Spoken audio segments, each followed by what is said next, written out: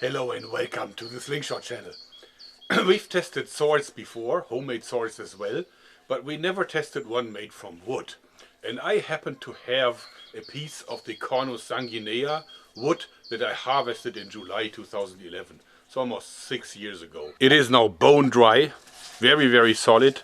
This wood is the hardest and most dense wood that is native to middle of Europe, so here. And it actually was used in ancient times to make spear shafts and so on, and axe handles. And this piece is ideal to make a short sword from it. And then let's see how much damage we can create. The most important tool for this job is actually this brand new Stihl chainsaw. And actually it has this carving tip. This means that with this one it's actually allowed to carve something using the tip of the chainsaw. And it's also very lightweight and powerful.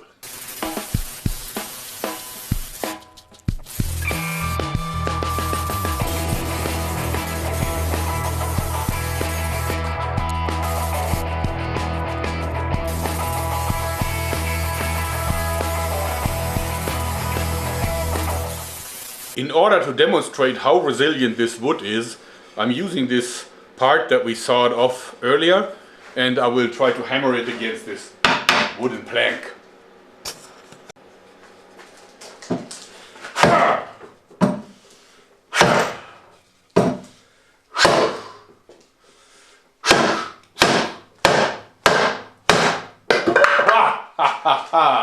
The winner! As you see, the edge, quote unquote, really didn't suffer a lot of damage. Just a little bit. Alright, let's test it against the vise now.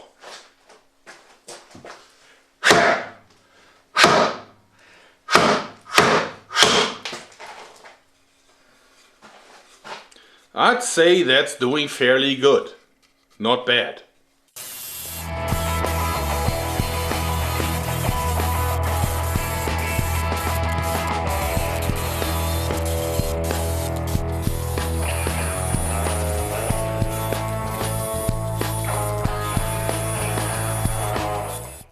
Okay, the basic shape of our sword is finished. I think it looks a little bit like a Roman gladius, but now it's time for the sharpening.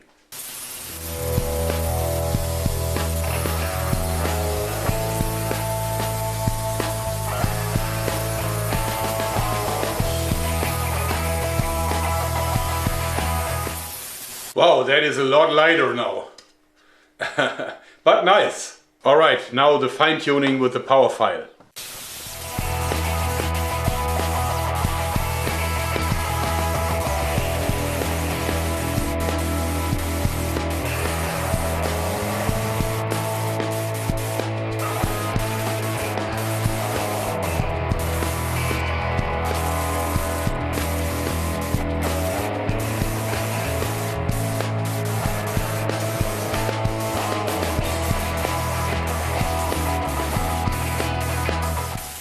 Alright, the blade is taking shape. Nice and sturdy. And it is possible to really sharpen it quite a bit. The question is, how long is that edge gonna last?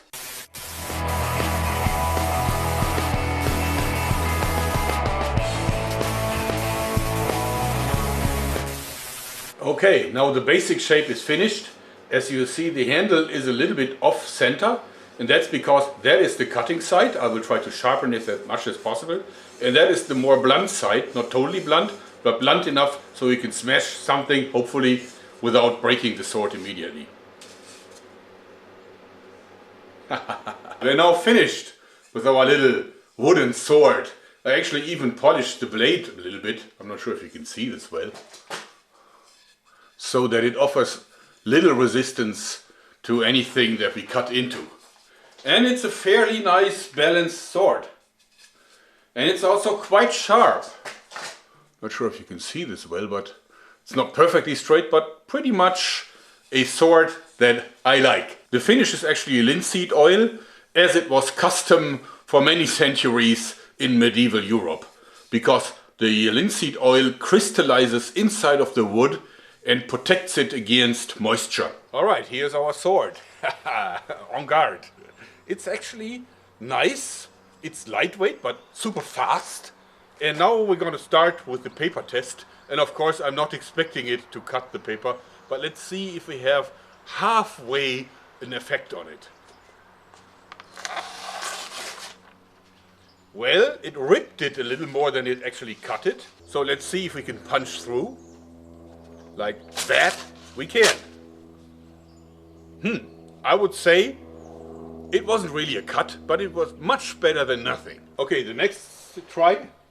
This is actually this box here. I think it's filled with paper. And now let's ram the sword into it. Ha! Well, that was easy.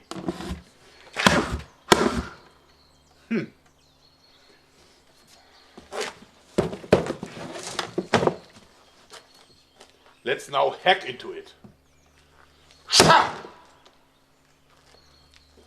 I would say cardboard test. It worked. The next step, the inevitable ballistic gelatin. Okay. All right. Yeah, you can definitely cut the gelatin with it. Pretty bland, but edible.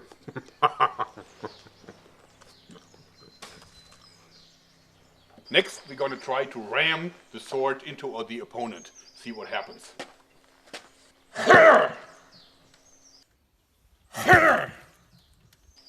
Pretty clear. All right, now that we hit the table underneath the gelatin, the tip suffered a bit. That's normal on wooden weapons, but it can be fixed rather quickly. As good as new. This nice t-shirt was given to me by 762 Design. Very cool shirt, but it has a hole obviously, so we'll use it to simulate an opponent that has a t-shirt on. So we'll put the t-shirt over the gelatin block. Let's try it. That t-shirt didn't save the guy.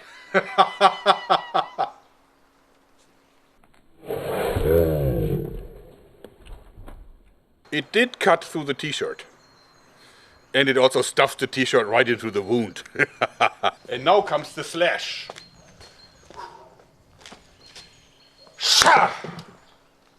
Wow. Can you believe that? How deep it cut into this block?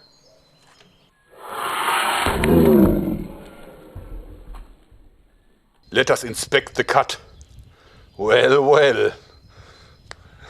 That would be a bloody mess. As a comparison, we are using the sword that was handmade by James Helm. And he actually crafted this blade, and I think it looks beautiful. And it is very sharp. I added the handle with the integrated slingshot. Let's see how that fares against the paper. Okay, all right, it is a lot sharper. Let's try. Okay, it is better.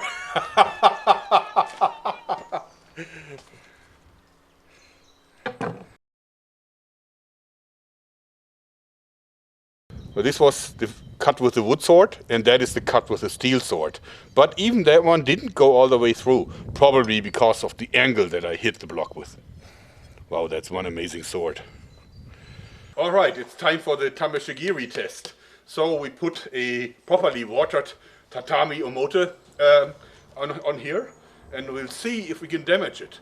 Actually, I don't think it is even remotely possible that I can cut it, given the fact that I have zero sword training. But I'm hoping that I can at least have a little cut into it, so it's not going to be all the way, but at least a little bit of it should be damaged. Let's do it. Wow, that actually is a pretty deep cut. I'm happy with the way how this worked.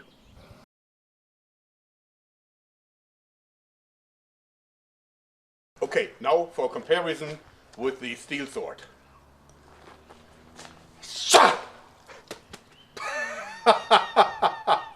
Okay, steel is better than wood.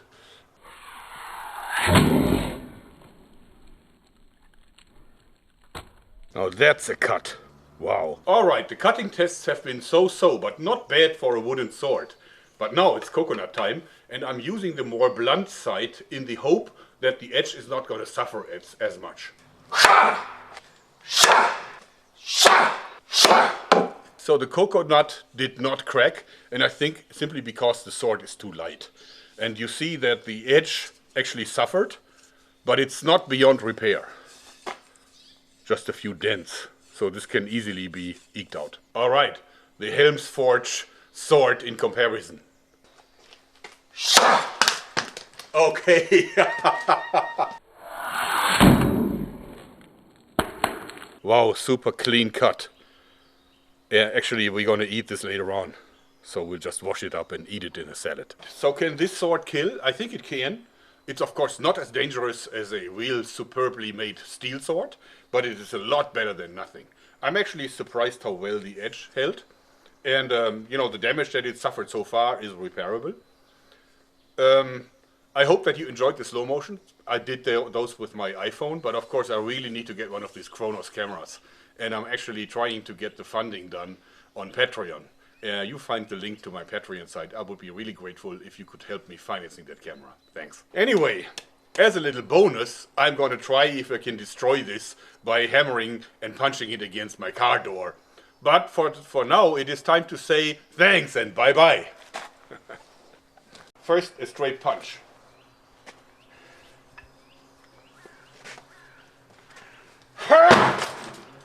Okay. It's still okay. Now let's hammer it against it.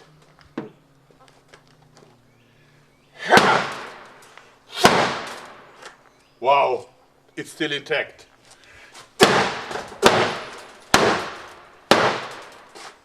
Wow, I declare this sword to be unbreakable.